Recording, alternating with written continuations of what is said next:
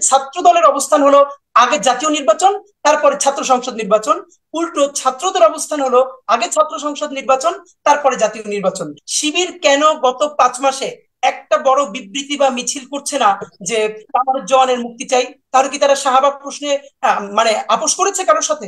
আপনাদের যে ঢাকা বিশ্ববিদ্যালয় শিবির প্রতিষ্ঠিত হয়েছে, মীর কাসেম আলী যেটা সভাপতি ছিলেন প্রথম, তার হত্যার ব্যাপারে, তার যে জুডিশিয়াল কিলিং হয়েছে সেই ব্যাপারে আপনার কেন একটা মিছিল করছেন না? যাদের নির্যাতনের শিকার বিএনপি, জামাত, বাংলাদেশের সবাই, যারা ন্যারেটিভ নির্মাণ করে দিয়েছে আওয়ামী লীগের পক্ষে, শাহবাগের কসাই যারা, যারা মানুষকে প্রকাশ্যে ফাঁসি চাই বলেছে, বিচার চাই না ফাঁসি চাই, সেই শাহবাগীরা আজকে বিএনপির এবং ছাত্র দলের গার্ডিয়ান হয়ে গেছে। আমরা তো এগুলো দেখতে পাই। একটু আগে কারেকশন দিয়ে নেই, সাগর ভাই যখন ইন্ট্রো দিচ্ছিলেন তখন ইনকিলাব মঞ্চকে একটি রাজনৈতিক সংগঠন হিসেবে ইন্ট্রোডিউস করছিলেন হয়তো সাবকনশিয়াসলি। একটু হুম। বলি, আমরা জুলাই অনুপ্রাণিত একটি সাংস্কৃতিক সংগঠন। আবার আচ্ছা। বলছি, জুলাই অনুপ্রাণিত রাজনীতি সচেতন একটি সাংস্কৃতিক সংগঠন। আমরা পলিটিক্যাল কোনো অর্গানাইজেশন নই। জুলাই বাঁচানোর প্রয়োজনে ইনসাফের বাংলাদেশ বিনির্মাণে আমরা আমাদের ভয়েস গুলো রেজ করি। হুম। সেই হিসেবে আজকে আমি যাদের সাথে কথা বলছি, এই জুলাই বিপ্লবকে সফল করবার জন্য অত্যন্ত দুটো গুরুত্বপূর্ণ স্টেক হোল্ডার, যারা হয়তো নিজেদের মধ্যে এখন টুকটাক ঝগড়া হচ্ছে। এই ঝগড়াটাকে আমরা পলিটিক্যাল ডিউটি মনে করি, যতক্ষণ না পর্যন্ত সেটা মারামারি কাটাকাটি পর্যায়ে যাবে। হয়তো তাদের সাথে কথা বলবার জায়গা। তো একটু ফাঁকে রাকিব ভাইয়ের জায়গা থেকে একটু টাচ করে আসে, যেহেতু রাকিব ভাই গুরুত্বপূর্ণ কিছু কয়েকটা কথা বলছিলেন এখানে, আমাদের কিছু বলবার আছে। এক নম্বর হলো, রাকিব ভাই বলছিলেন যে আমরা যারা ছাত্র, ছাত্রদের জাতীয় সংসদ নির্বাচনের ব্যাপারে কথা না বলে বরং পড়াশোনা, এরপরে সর্বশেষ গুরুত্বপূর্ণ কথা বলেছেন জাতীয় সংসদ মানে ছাত্র সংসদ পর্যন্ত নির্বাচন। Very good. এখন প্রথম কথা হলো, এইটাই আসলে ভালো কথা, এইটাই সঠিক কথা হওয়া উচিত ছিল। কিন্তু যাদের মানে আমাদের যারা মুরব্বী, এই মুরব্বী বলতে আমি বিএনপি বলছি, জামাত বলছি, অন্যান্য ফ্যাসিবাদ বিরোধী সমস্ত বড় রাজনৈতিক দলগুলোকে বলছি, তা আমরা তো পড়াশোনাই করছিলাম, আমরা তো চেয়ার টেবিলে ছিলাম সবাই, তাই না? তো তারা যে কোনো ভাবে, ওকে অবশ্যই এই অবস্থা তৈরির পিছনে বিএনপি, জামাত থেকে শুরু করে অন্যান্য সবার প্রতি যে জুলুমটা হয়েছে সেইগুলো তো অবশ্যই গুরুত্বপূর্ণ। কিন্তু শুধু বিএনপির ডাকে বা জামাতের ডাকে যদি হাসিনা পড়ে যেত, তাহলে কিন্তু সেটা 28শে অক্টোবরের সমাবেশে পড়ে যেত। তার একদিন একই দিনে জামাত পাশে সমাবেশ করেছে, তাদের সমাবেশও পড়ে যেত। এটা জামাত বা বিএনপি ফেলায় নাই, এমনকি বৈষম্য বিরোধী ছাত্র আন্দোলন একা ফেলেছে, এটাও একটা ভুল কথা। এর মানে আপামর দেশপ্রেমিক জনসাধারণ এই খুনি রেজিমটাকে তাড়িয়েছে। এখন প্রশ্ন হলো, যেই ছাত্ররা সামনে থেকে সারা বাংলাদেশকে সাথে নিয়ে তাড়ালো, যেই অভিপ্রায়, যে আকাঙ্ক্ষায় তাড়ালো, সেটা কি শুধুই হাসিনাকে তাড়ানো? নাকি এই যে আয়নাঘর, এই যে গুম, খুন, ফ্যাসিবাদ, সমস্ত জুলুমের অবসান ঘটিয়ে যে 9 দফা ঘোষণা হয়েছিল, তার মধ্যে সব থেকে গুরুত্বপূর্ণ একটি দফা ছিল যে সমস্ত ফ্যাসিবাদী প্রথার বিলোপ ঘটানো হবে। তো ফ্যাসিবাদী প্রথা কি কি? ফ্যাসিবাদী প্রথা বাংলাদেশের সংবিধান, বাংলাদেশের সংসদ থেকে শুরু করে একদম ইউপি মেম্বার নির্বাচন পর্যন্ত প্রত্যেকটা বাংলাদেশের ফ্যাসিবাদী কাঠামোর মধ্যে রয়েছে। সুতরাং আমি মনে করি, যেই ছাত্ররা যেই ইনসাফের বাংলাদেশ বিনির্মাণের জন্য, ফ্যাসিবাদ মুক্ত বাংলাদেশ বিনির্মাণের জন্য রাস্তায় নেমে এসেছিল, সেই ফ্যাসিবাদকে বিলুপ্ত করবার আগ পর্যন্ত, মানে প্রাতিষ্ঠানিক কাঠামোকে ধ্বংস করে একটি ইনসাফের বৈষম্যহীন বাংলাদেশ গড়বার আগ পর্যন্ত তাদেরকে পড়াশোনা করতে হবে, প্যারালালি রাজপথে থাকতে হবে। এইটা হলো সব থেকে গুরুত্বপূর্ণ কথা। তাদেরকে যেমন আমাদের সিনিয়র বিএনপি কয়েকজন নেতৃবৃন্দ অনেক আগে বলেছিলেন যে তোমাদের কাজ, তোমরা যেটা করেছো এখন বাসায় ফিরে যাও। মানে এটা তো হাস্যকর কথা না? মানে আপনি যারে দিয়ে খুন করাইলেন, হুম। লিটারেলি খুন, তো কি অর্থে খুন? যে আজ কোনোদিন যদি ফ্যাসিবাদী প্রথা আবার ফিরে আসে, ফাঁসির হুম। মঞ্চে তো এরাই সবার আগে ঝুলবে। সুতরাং যারা ফাঁসির মঞ্চে ঝুলবে, এদেরকে আপনি এখন পড়তে যেতে বলছেন তার নিরাপত্তা নিশ্চিত না করে, এটা তো জীবনের সাথে ভাই হাস্যকর কথা। এখন আমি রাকিব ভাইয়ের যে ব্যাপারটা একটু অ্যাড্রেস করতে চাই। রাকিব ভাই নিজেই যেহেতু বলেছেন যে ছাত্র সংসদ নির্বাচন, প্রতিষ্ঠান কিভাবে চলবে, বিশ্ববিদ্যালয়গুলো কেমন করে চলা উচিত, এই নিয়ে ছাত্ররা কথা বলতে পারে। তাহলে বরং আমি এখন বলি, কিছুদিন আগে যেমন আমরা জানি, বর্তমান বৈষম্য বিরোধী ছাত্র আন্দোলন আর ছাত্র দলের একটা জায়গায় ক্লাস চলছে। সেটা হলো, তারা বলছে, মানে বৈষম্য বিরোধী ছাত্র আন্দোলন বলছে যে আগে হবে ছাত্র সংসদ নির্বাচন। যেমন ইতিমধ্যে জাহাঙ্গীরনগর বিশ্ববিদ্যালয় একটা রূপরেখা দিয়েছে। গতকালকেও ঢাকা বিশ্ববিদ্যালয়ের বেশ কিছু শিক্ষার্থী ঢাকা বিশ্ববিদ্যালয়ের মানে ভিসি স্যারের কাছে গিয়েছেন এই জন্য যে তারাও ডাকসু নির্বাচনের একটা রূপরেখা চান। বৈষম্য বিরোধী ছাত্র আন্দোলনের তরফ থেকে, অথবা একসময় উপদেষ্টা নাহিদ ইসলামও বলেছেন যে ফেব্রুয়ারি নাগাদ ডাকসু ইলেকশন হবে।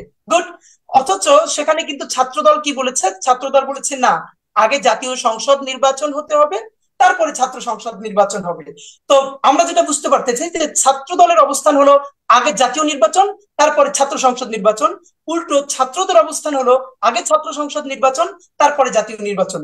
এবং আমাদের অবস্থানটা হলো আমরা নিশ্চয়ই চাই, দেখেন পার্লামেন্ট ইলেকশন তো একটা বিরাট ব্যাপার। আসেন না, তার আগে বাংলাদেশে অনেক ছোট ছোট পার্লামেন্ট আছে যেগুলো ছাত্র সংসদ, ছাত্রলীগ, আওয়ামী লীগ কক্ষিগত করে এটাকে অ্যাক্টিভ হতে দেয় নাই। আমরাও তো মনে করি যে চলে না, আমরা ছাত্র সংসদ গুলো নির্বাচন করি। ছাত্র সংসদ নির্বাচন হলে কি হবে, আগে ছাত্রদের মধ্যে এক ধরনের ডেমোক্রেসির প্র্যাকটিস চলে আসবে, বিকজ আমাদের তো গত 15 বছর কোনো ডেমোক্রেটিক প্র্যাকটিসের মধ্যে দিয়ে যেতে পারি নাই। এই ছাত্র সংসদ নির্বাচন যদি সুন্দর হয়, বাংলাদেশের মানুষ একটা নির্বাচনের আমেজের মধ্য দিয়ে যাবে। সুতরাং আমার তো মনে হয় তখন ছাত্রদলই বিএনপির জন্য বলা সোজা হবে যে দেখেন ছাত্র সংসদ গুলো নির্বাচন হচ্ছে, দেখে আনন্দের বন্যা বয়ে যাচ্ছে, সুতরাং চলেন না জাতীয় নির্বাচন দিয়ে দেই। তাহলে ছাত্রদল কেন বলছে যে আগে জাতীয় নির্বাচন পরে ছাত্র সংসদ নির্বাচন? সুতরাং এই জায়গাটা আশা করি রাকিব ভাই ক্লিয়ার করবেন। আমি বরং আজকে যেহেতু দুজন অতিথিকে পেয়েছে, এখানে যে কথাটা হয় না এটা আমি আজকে বলতে চাই। সেটা হলো, আমি শিবিরের সদ্য সাবেক সভাপতি মঞ্জুর ভাইকে বলতে চাই, ধরেন জামাতে ইসলাম কি করেছে বা করবে এই প্রশ্ন আমি আপনাদেরকে করতে চাই না, বিকজ আপনারা বলবেন আপনারা তো জামাতে ইসলামের সরাসরি হয়তো সহযোগী সংগঠন, অথবা আমরা তাদের লেজুর ভিত্তিক সংগঠন। Very good. কামারুজ্জামান যিনি এখন জেলে আছেন শাহবাগীদের, কসাই শাহবাগের জুলুমের শিকার হয়ে, এবং আমি যতদূর জানি তিনি ঢাকা বিশ্ববিদ্যালয়ের শিবিরের একসময় সভাপতি ছিলেন, এর মানে উনি আপনাদের শিবিরেরও বড় ভাই। তাহলে আজকে আপনাদের একটা ক্লিয়ার করা দরকার, শাহবাগে যাদের ফাঁসি হয়েছে ক্যাঙ্গারু কোর্টের মাধ্যমে, তারা যারা সাবেক শিবির নেতা ছিলেন, আমি শিবিরের নাম করে বলছি, যেমন কামারুজ্জামান, মীর কাসেম আলী, ওনারা তো শিবির নেতা ছিলেন। আপনারা তাদেরকে ওন করেন কি করেন না? না করলে এটা ক্লিয়ার করবেন যে না, আমরা আগের শিবিরকে ওন করি না। আর যদি আপনি ওন করেন, তাহলে আমি প্রশ্ন করতে চাই, আমরা কিছুদিন আগে মানে জাতীয় সদস্য সম্মেলন দেখেছি শিবিরের, সেখানেও দেখেছি একটা অংশ মিছিল করেছে শিবিরের সদস্য সম্মেলনে যে কামারুজ্জামানের মুক্তি চাই।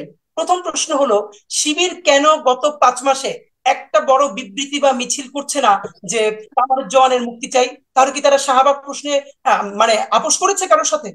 যেই শাহবাগের বিরুদ্ধে কথা বলতে চেয়ে আমাদের জীবন নাই হয়ে যাচ্ছে। আমরা তো শিবিরের কেউ না, আমরা তো বিএনপিরও কেউ না। আমরা মনে করছি বাংলাদেশের স্বাধীনতার সার্বভৌমত্বকে যেই জিনিস দিয়ে নাই করে দেওয়া হয়েছে, ভারতের তাবেদার বানানো হয়েছে, সেবাদাস বানানো হয়েছে, সেই জিনিসটার নাম শাহবাগ।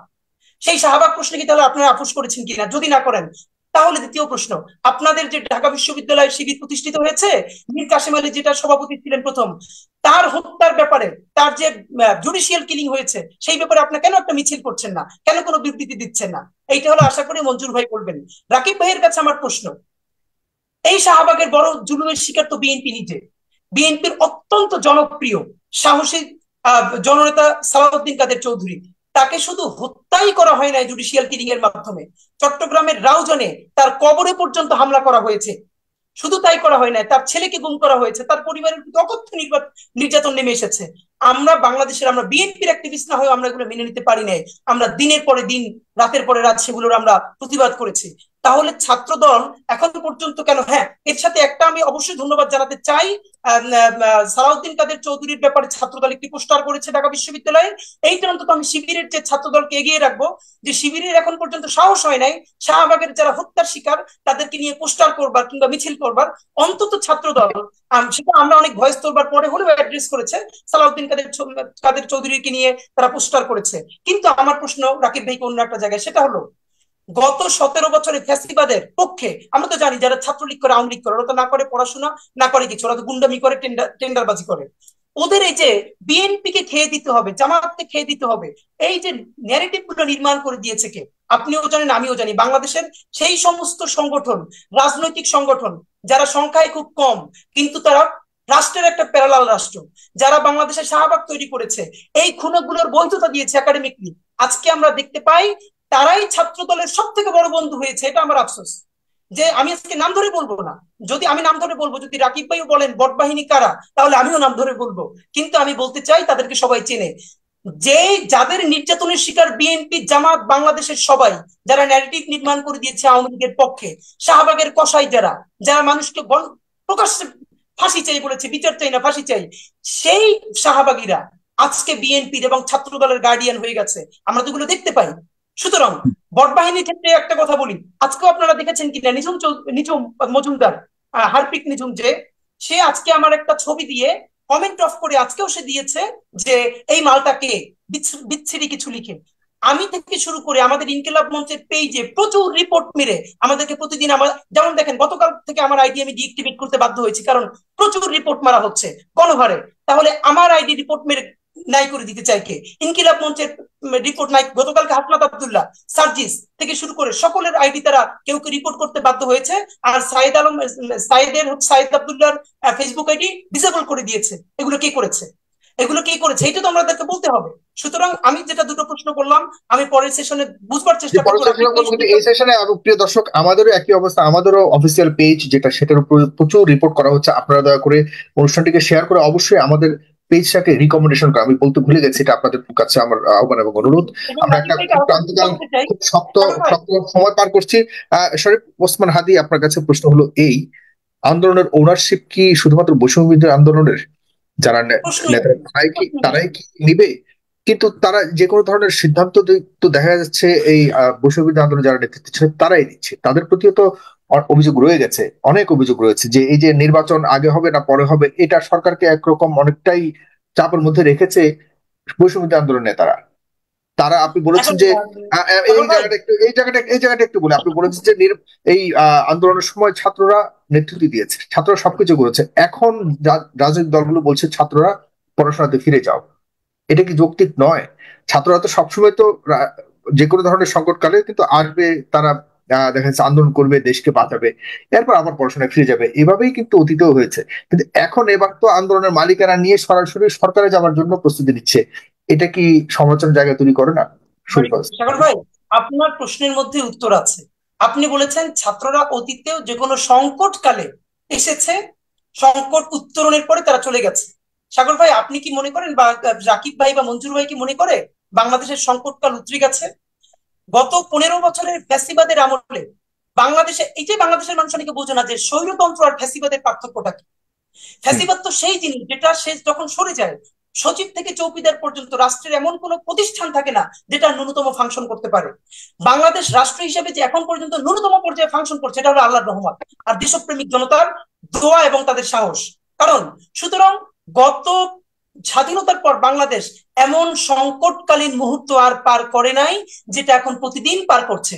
আর সেই কারণেই ছাত্রদের এখন উচিত দিনে পড়াশোনা করা, একটা পার্ট রাস্তায় থাকা, আবার পড়াশোনা করা। এর মানে দিন রাত তার পড়াশোনাও করতে হবে, তাকে সংকট উত্তরণের জন্য চেষ্টা করতে হবে, নাম্বার ওয়ান। দিন দুই রাত নম্বরে হলো দেখেন, ক্ষমতায় যাওয়ার স্বপ্ন দেখছে, দিন রাত তো এখন ক্ষমতায় যাওয়ার স্বপ্ন দেখছে, সেটা আমরা দেখতে পাচ্ছি, সেই ব্যাপারে কি বলবেন? একটা কথা বলি। আমি প্রথমত এখানে বৈষম্য বিরোধী ছাত্র আন্দোলনের প্রতিনিধিত্ব করছি না, এটা হলো প্রথম প্রশ্ন। তারপরে আপনি মনে এরপরও করেন কি না আমি জানি আপনি, কিন্তু আপনি মনে করেন কি বৈষম্য ছাত্র আন্দোলন যারা করছেন তারা আসলে ক্ষমতায় যাওয়ার জন্য এখন ফাইট করছে? দেখুন, মানে মনে করার তো কিছু নেই, ইতিমধ্যে তো তারা একটা রাজনৈতিক পলিটিক্যাল মোটামুটি ইস্তেহার ম্যানিফেস্টো ঘোষণা করেছেন। তারা কাছাকাছি সময়ে এবং রাজনৈতিক দল করবেন। তাদের অবস্থানটা কতটুকু সৎ, তাদের অবস্থানটা কতটুকু আসলে বৈষম্যহীন এখন বলে এখানে মনে দুটো করেন? ব্যাপার, এখানে দুটো ব্যাপার দেখেন। রাকিব ভাইদের একটা ব্যাপার তো সত্য যে বিএনপি গত 5 মাসে কমপক্ষে 700 থেকে 800 লোককে বরখাস্ত করেছে শুধু চাঁদাবাদির অভিযোগে। এর হুম। পরেও, এই বরখাস্ত করার পরেও বিএনপি বিভিন্ন জায়গায় উপজেলা জেলা বিএনপি এই বাজে কাজগুলোর সাথে জড়িত, এটা তো মিথ্যা না। এর মানে এই দায়টা তো রাকিব ভাইয়ের উপরে শতভাগ দেওয়া যায় না, কারণ তারা হাইকমান্ড থেকে চেষ্টা করছেন। ঠিক এই কথাটাই কিন্তু বৈষম্য বিরোধী ছাত্র আন্দোলন কোট করবে। কি কোট করবে? তারাও বলবে, যেই যেমন আমার উপজেলায় বলছি সাগর ভাই, আমার উপজেলায় 5 তারিখ হাসিনা পালানোর আগে একটা পিঁপড়ার মিছিল হয় নাই। আমার জেলায় মিছিল হয়েছে মাত্র জেলায় 1 দিন না 2 দিন, অথচ সেখানেও এখন অনেক সমন্বয়ক। এই সমন্বয়ক কারা? এই সমন্বয়ক মানে বিভিন্ন জন মানে নিজেকে সমন্বয়ক পরিচয় দিচ্ছে, মিষ্টি খাওয়ার জন্য গিয়ে দোকানে টাকা চাচ্ছে। এখন এইটা আপনি যখন বৈষম্য বিরোধী ছাত্র আন্দোলনকে বলবেন, তারাও তো বলবে যে দেখেন আমাদের তো সেসব জায়গায় কমিটিই নাই, তাহলে আমার দায় আপনি কিভাবে দিচ্ছেন? দ্বিতীয়ত, আমি যদি এখন কমিটি ঘোষণা করি, আমি তো কেন্দ্র থেকে তাহলে ব্যবস্থা নিচ্ছি কিনা দেখেন। এর মানে ঠিক যেই কারণে বিএনপি দায় মুক্তি পাবে এই জায়গাগুলো থেকে, একই কারণে বৈষম্য বিরোধী আন্দোলন কিন্তু দায় মুক্তি নিয়ে নিবে। কিন্তু আমাদের প্রশ্নটা অন্য জায়গায়। দায় মুক্তি কি আমাদের দায় মুক্তি তো কোনো আনন্দের চূড়ান্ত ব্যাপার না। এই জন্য আমরা যেটা জানতে চাই, যে একটা 1 মিনিট কথা বলি শুধু, আগে সংস্কার না পরে নির্বাচন। এইখানে রাকিব ভাই একটা গুরুত্বপূর্ণ কথা বলেছেন। তিনি বলেছেন যে এটুকু আস্থা আমাদের উপরে কেন রাখা যাবে না। আমার 1 মিনিট লাগবে সাগর ভাই। সেটা হলো, এই কারণে রাজনৈতিক দলগুলোর উপরে, সেটা না বলছে বিএনপি না জামাত, আস্থা রাখা যায় না। তার কারণ হলো, আপনারা জানেন 1/11 যখন 1/11 সরকার হাসিনাকে ক্ষমতায় এনে দিয়েছে, আমি খুবই গুরুত্বপূর্ণ সোর্স ধরে কথাটা বলছি, একদম আর্মি অফিসারদের সোর্স ধরে বলছি, তারা বলেছেন মইনুল ফখরুল যখন এটা মাস্টার মাইন্ড যারা করে যে আওয়ামী লীগকে ক্ষমতায় দিয়ে যাবে, তখন 26টা লিখিত চুক্তি ছিল আওয়ামী লীগের সাথে যে এই 26টা সংস্কার আওয়ামী লীগ ক্ষমতায় এসে করবে। সেই 26টা সংস্কার থেকে আওয়ামী লীগ 4টা করেছে, তাও অল্প অল্প, বাকি 22টা কিন্তু করে নাই। সুতরাং 111 যারা মেকানিজম করে, ইলেকশন ইঞ্জিনিয়ারিং করে আওয়ামী লীগকে ক্ষমতায় এনেছে, সেই 26 শর্তের মধ্যে তারা করেছে 4টা। সুতরাং আজকের বাংলাদেশের মানুষ কোন কারণে বিশ্বাস করবে কোন রাজনৈতিক দলকে? অন্তত ন্যূনতম সংস্কারগুলো না হওয়া পর্যন্ত আপনি একটা নির্বাচন দিয়ে দিবেন, হ্যাঁ, এর মানে এই না এই সরকার কিয়ামত পর্যন্ত থাকবে, এটা তো কোনো কথা না। জি, কিন্তু কতটুকু যুক্তি সময় থাকা উচিত সে নিয়ে প্রশ্ন রয়ে গেছে, আপনার কাছে আসছি পরে।